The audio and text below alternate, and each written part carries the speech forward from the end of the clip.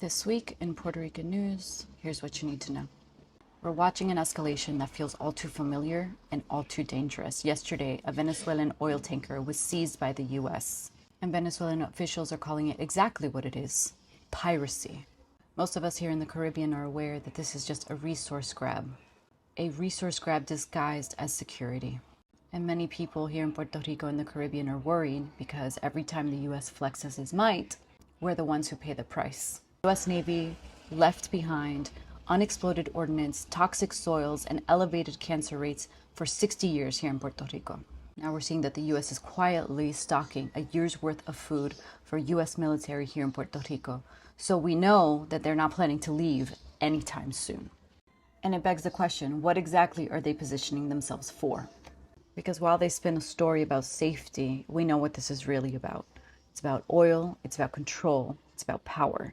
It's about keeping a foothold in the Caribbean, even at the expense of the Puerto Rican and Caribbean communities. But of course, the spin doesn't just stop in Washington, D.C. It's happening here in Puerto Rico as well. Just released today a campaign urging people in Puerto Rico to contact the governor. The nonprofit CPIPR is asking everyone in Puerto Rico to email or call the governor and ask her not to sign PS 63. As you know, PS 63 is to limit people's access to information.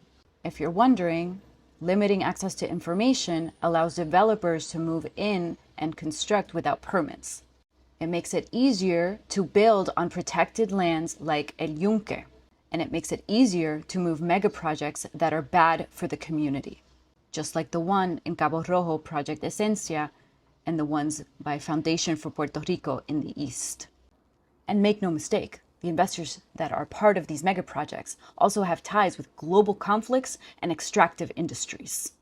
And of course, while all of this is happening, Puerto Rico's economy continues to move slower than any other Caribbean or Latin American country. What is that they say that the U.S. helps Puerto Rico? Electricity bills are skyrocketing, food is skyrocketing, there's less housing available for Puerto Ricans, and all of it to create the same long-term design to push Puerto Ricans out of Puerto Rico, so that of course the wealthy can move in. We cannot wait for the inevitable. So I ask all of you to call your family in Puerto Rico, your friends in Puerto Rico, ask them to call and email the governor, do both.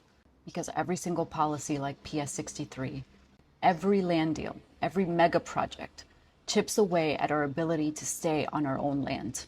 Our homes, our families, our culture. None of it should be sacrificed for the profit of a handful of investors.